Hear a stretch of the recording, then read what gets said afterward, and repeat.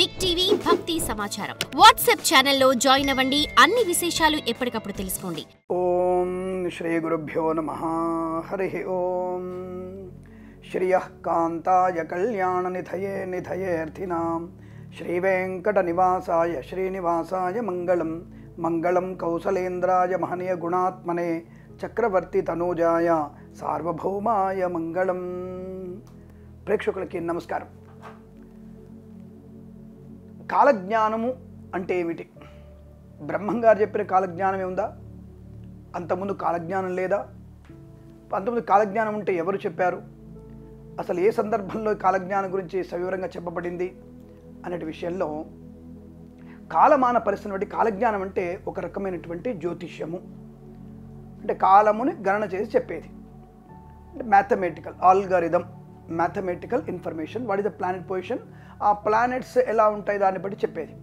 కొంతమందికి ఉపాసనా ఫలితము ఉంటుంది, ఎక్కువ ఉంటుంది. అంటే ఉపాసన ద్వారా, అమ్మవారి ఉపాసన, అయితే విష్ణుమూర్తి ఉపాసన, శివుడు ఉపాసన ద్వారా కొంతమంది వ్యక్తులు దివ్య జ్ఞానముతో నేర్చుకున్నటువంటి కొన్ని విశేషాలు, ఋషులు, ఆ కోవకు చెందినటువంటి కొంతమంది మునులు, మహర్షులు, సన్యాసులు, యోగులు అనేటువంటి ఉంటుంది. దాంట్లో మనకి మన కాలమాన పరిస్థితులలో, అంటే మన తాతయ్యల వరకు తెలిసినటువంటి వ్యక్తి బ్రహ్మంగారు, వీర బ్రహ్మంగారు ఉన్నటువంటి కాలజ్ఞాన వేత్తగా చెప్పబడింది.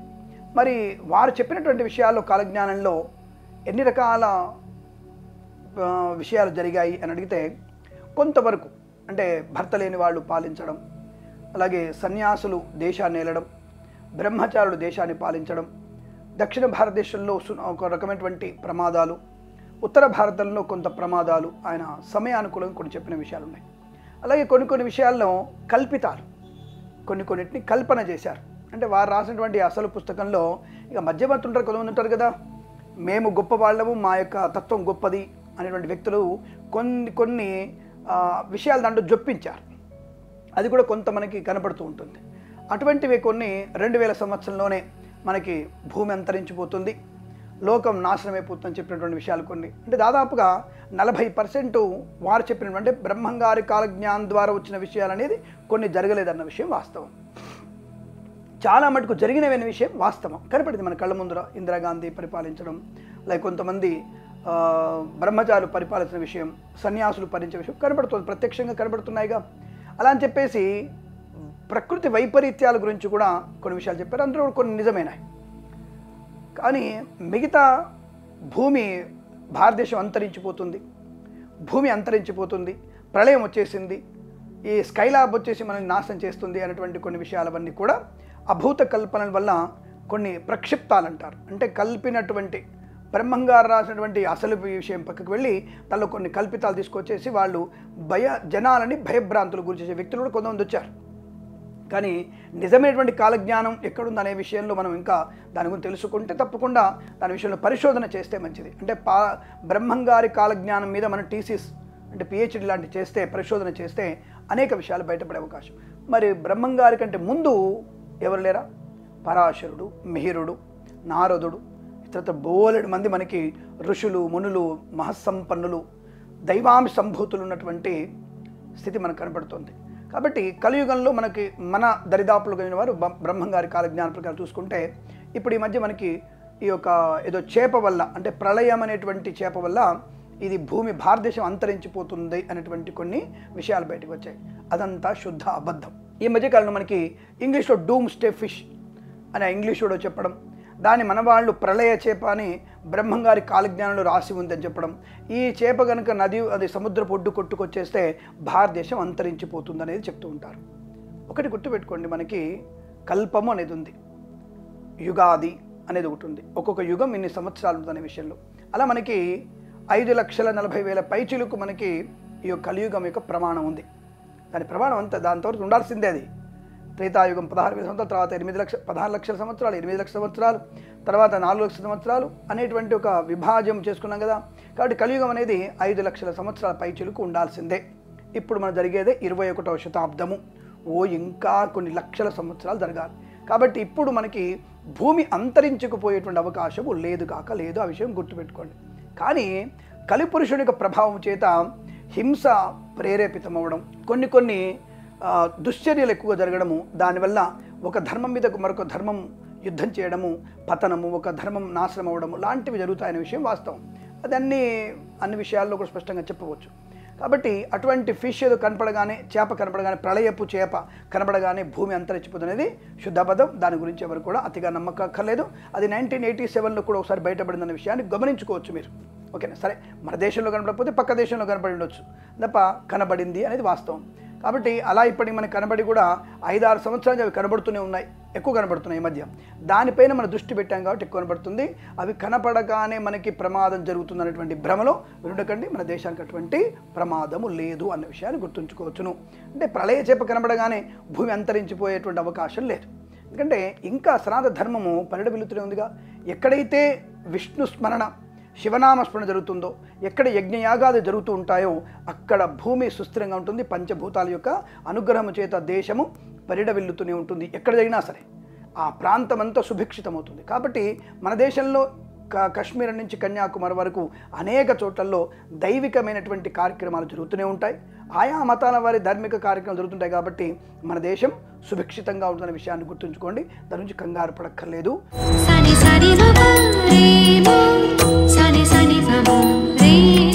కాలజ్ఞానం ప్రకారంగా జరగబోయేటువంటి దుస్సంఘటనలు ఏమైనా ఉన్నాయా అంటే, ఆయన చెప్పినట్టుగా మనము భారతదేశం విభజించబడడం, అలాగే విచ్ఛిన్నమైపోవడం, మరొకసారి సునామీల యొక్క ఉధృతి పెరగడం, ఒక ప్రాంతమంతా కూడా కుచించుకుపోయేటువంటి అవకాశం ఉందని కాలజ్ఞానులు కొన్ని చెప్తూ ఉన్నారు. ఒక రకంగా భూమి దక్షిణపీఠ భూమి అంతరించిపోయేటువంటి అవకాశం అని ఒక లేనిపోయినటువంటి విషయాల గురించి అవాస్తవాలు బయటికి వస్తుంటాయి. కాబట్టి అటువంటి జరిగే అవకాశం లేదు. కానీ మతఛాందసవాదము పెరిగిపోయి ధర్మం పైన యుద్ధం ప్రకటించే వ్యక్తులు, అంటే స్వధర్మం మీదనే యుద్ధం ప్రకటించుకునేటువంటి వ్యక్తులు ఎక్కువైపోయే ప్రమాదం ఉంటుంది. దానివల్ల మత కలహములు, అలాగే యుద్ధ వాతావరణం, దేశం యొక్క ఔన్నత్యాన్ని దెబ్బతీసేందుకు శత్రు దేశాలు తప్పకుండా మనకి దండయాత్ర చేసేటువంటి అవకాశం ఉంటుంది. కాబట్టి వారి యొక్క ప్రాబల్యాన్ని పెంచుకోవడానికి చేసేటువంటి ప్రక్రియలో భాగం అది కూడా కాలజ్ఞానం చెప్పబడింది. అటువంటివి కొన్ని జరిగే అవకాశాలు మాత్రం స్పష్టంగా తెలుస్తుంది. అది మనకి 2029లోను 2032లో కూడా అటువంటి దుస్సంఘటనలు కొన్ని జరిగేటువంటి అవకాశం ఉందని మనకి వరాహ మిహిరులు అని చెప్పినటువంటి విషయంలోనూ, అలాగే మనకి సాంకేతికమైనటువంటి విషయంలోనూ కొంత నీటి వల్ల వచ్చే ప్రమాదము, కాలుష్యం వల్ల వచ్చే ప్రమాదము, కొంత భాగం కుచించుకుపోయిన అవకాశం ఉందన్న విషయాన్ని మనం తప్పకుండా దాన్ని నమ్మవచ్చును. కాబట్టి మనం ఏం చేయాలి? దాన్ని అటువంటి చెడు జరిగే అవకాశం ఉన్నప్పుడు ఏం చేయాలి? ప్రకృతిని కాపాడుకునే ప్రయత్నం చేయాలి. అంటే మనం వృక్ష సంపద పెంచుకోవడం, నీటి వనరులను చక్కదిద్దుకోవడం, కాలుష్యాన్ని మనం ఎక్కువ చేయకపోవడం, శబ్ద కాలుష్యాన్ని చేయకపోవడం, ఇలా మనం అనేకమైనటువంటి అంటే ముఖ్యంగా జంతువులని కాపాడుకునే ప్రయత్నం చేయాలి. సరీసృపాలని, జంతువులని, అలాగే మనము గద్దలని కూడా మనం పోగొట్టుకుంటున్నాం.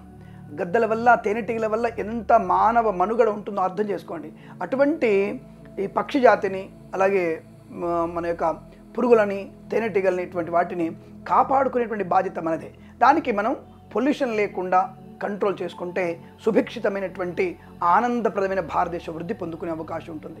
కానీ ముఖ్యంగా కాలజ్ఞానంలో నీటి వల్ల గండాలు ఉన్నాయనే విషయం సుస్పష్టంగా చెప్పబడుతుంది.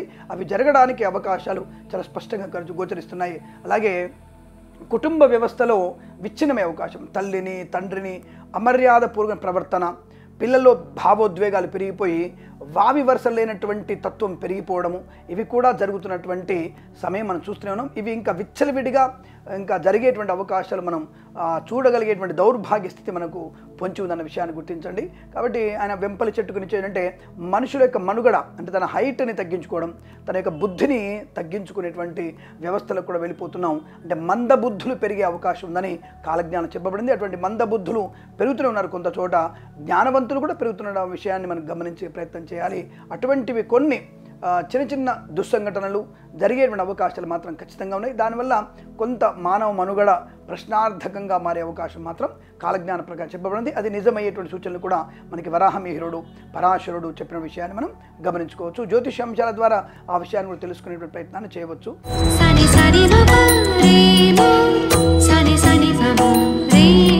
కాలజ్ఞానం ప్రకారంగా జరగబోయేటువంటి మంచి సంఘటనలు ఏమైనా ఉన్నాయా అంటే, అన్ని చెడేం చెప్పలేదు. బ్రహ్మంగారు అన్ని చెడేం చెప్పినట్టు ఏ కాకరాలు లేవు, మంచి కూడా చెప్పారు. అంటే మనుషుల్లో ఒక ఆర్థికమైనటువంటి పురోగతికి బాటలు వేసే విజ్ఞానం, సాంకేతిక విజ్ఞానాన్ని అందిపుచ్చుకునేటువంటి తత్వం ఉంటుందని, అంటే ఇతర దేశాల మీద కూడా మన ప్రాబల్యాన్ని పెంచుకునేటువంటి అవకాశం కూడా ఉందని కాలజ్ఞానంలో చెప్పబడింది. అంటే మన యొక్క తెలివితేటల వల్ల ప్రపంచాన్ని మన ఉనికిని ప్రపంచంలో చాటగలిగేటువంటి మేధా సంపత్తి కూడా మన వాళ్ళలో ఉంటుంది అని, అందులోనూ తెలుగు వాళ్ళల్లో ఎక్కువగా ఉంటుందన్న విషయాన్ని చాలా స్పష్టంగా చెప్పబడింది. అటువంటి పురోగతి మాత్రం తప్పకుండా కనబడుతుంది.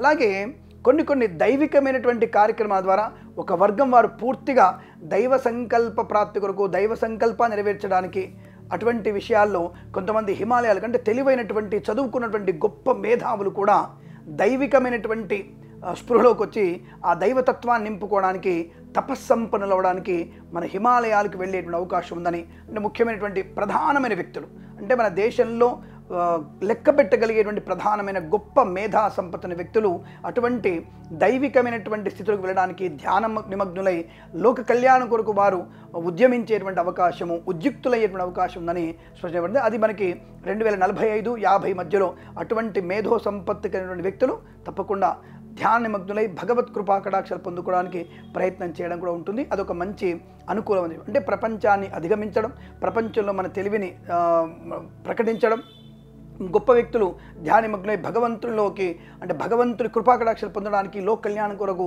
తాపత్రయపడేటువంటి అవకాశాలు, ఇలాంటి కొన్ని మంచిది. అలాగే భారతదేశం ప్రపంచానికి అన్నం పెట్టే దేశంగా కూడా వెళ్తున్న విషయం కూడా చెప్పబడింది. కాబట్టి అటువంటి మహా ఉన్నతమైనటువంటి శుభయోగాలు కూడా కలగడానికి అవకాశం ఉందని కాలజ్ఞానం చెప్పబడింది అనే విషయాన్ని గుర్తించండి.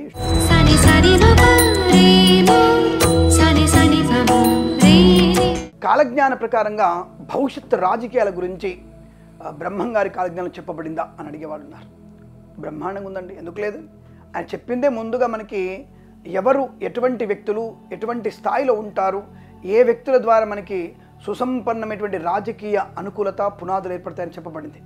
అది కొంతవరకు 50-60 సంవత్సరాలు పనికి మాలినటువంటి అనేకమైనటువంటి దుష్కరుల చేత ఈ యొక్క దేశం పరిపాలించబడుతుంది.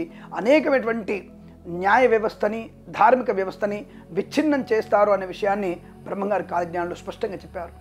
అవినీతిమయమైనటువంటి రాజకీయం జరుగుతుంది అని కూడా స్పష్టంగా చెప్పబడింది. అది ఇక్కడ 2015 తర్వాత చెప్పారు ఆయన. 2015 నుంచి రాజకీయ రంగంలో ఉన్నతమైనటువంటి ప్రయోజనాన్ని పొందుకోవచ్చును, భారతదేశ లౌకికమైనటువంటి రాజకీయ శుభమైనటువంటి స్థాయిని పొందుకునే అవకాశం ఉందని కూడా ఆయన స్పష్టంగా రాయబడ్డారని మనకి కాలజ్ఞానంలో చెప్పబడింది. అటువంటి సుసంపన్నమైన రాజకీయ భవిష్యత్తుకి నాంది పలకడం 2015 సంవత్సరంలో జరుగుతుందని సుస్పష్టంగా చెప్పబడింది. అది అవిచ్ఛిన్నంగా 39 సంవత్సరాల వరకు అటువంటి అనుకూలవంతమైనటువంటి ధార్మిక సనాతన ఉద్యుక్తమైనటువంటి ఒక రాజకీయ ప్రయోజనాలు అందుకోవచ్చు. ఆ సమయంలో రాజకీయ రంగంలో సువర్ణాక్షరాతో నిలబడేటువంటి ఒక మంచి శుభయోగాలు అని చెప్పి స్పష్టంగా చెప్పబడింది. అటువంటి తదుపరి ఆ యొక్క వ్యవస్థలోనే, ఆ సనాధర్మ వ్యవస్థ ఏదైతే మనకి ఒక విస్తరించేశారో ఆ విస్తరణ వల్ల మళ్ళొక్క 100 సంవత్సరాలు సుసంపన్నమైన రాజకీయ భవిష్యత్తుకి బాటలు వేస్తారని కూడా స్పష్టంగా చెప్పబడింది. కాబట్టి రాజకీయ నాయకుల్లో ఒక మంచి తత్వము, ఇక నేను స్వార్థమైనటువంటి రాజకీయాలను వదిలేసి దేశ లౌకికమైనటువంటి స్థితికి, లోకంలో మంచి పేరు ప్రఖ్యాతుల కొరకు, దేశ సేవ కొరకు మాత్రమే మనం పనిచేయాలని చెప్పేటువంటి బాధ్యత, భావన ఉండేటువంటి రాజకీయ శుభయోగాలు కలిగడానికి అవకాశం చెప్పేసి కూడా స్పష్టంగా చెప్పబడింది. అటువంటి రాజకీయ అనుకూలతని మనం చూడబోతున్నామేమో తెలియదు. భవిష్యత్తులో అటువంటి బంగారుమయమైనటువంటి రాజకీయ అనుకూలత, భారతదేశ అత్యున్నత శుభయోగము, ఒక మంచి స్థానం, ప్రపంచ దేశాల్లో ఒక మంచి శుభస్థానాన్ని పొందుకోగలిగే స్థాయికి మనం చేరుకుంటామన్న విషయాన్ని కూడా మనం గమనించవచ్చు. అటువంటిది జరిగే అవకాశాలు, అటువంటి దాఖలాలు కొంత కనబడుతున్నాయి. ఎందుకంటే సన్యాసులు ఏలడం, బ్రహ్మచారులు దేశాన్ని పాలించడం, స్వార్థము లేనటువంటి వ్యక్తులు పరిపాలించడం అనేది మనం స్పష్టంగా కూడా, అంటే ప్రస్తుతానికి కూడా రాజకీయంలో చూస్తున్నాము. రేపు భవిష్యత్తులో కూడా అటువంటి సుస్థిరమైన రాజకీయ, స్వార్థరహితమైనటువంటి, అంటే స్వార్థము లేనటువంటి రాజకీయ ప్రయోజనాన్ని, రాజకీయ నాయకులని, దేశ నాయకులని చూడగలిగేటువంటి మహద్భాగ్యం ఉండవచ్చు అనేది మనం కూడా ఆ బ్రహ్మంగారి కాలజ్ఞానం ద్వారా ఉండాలని, ఉంటుందని ఆశించేటువంటి ప్రయత్నం చేద్దాం. శుభమస్తు. నమస్కారం. For more videos like this, subscribe Big TV channel.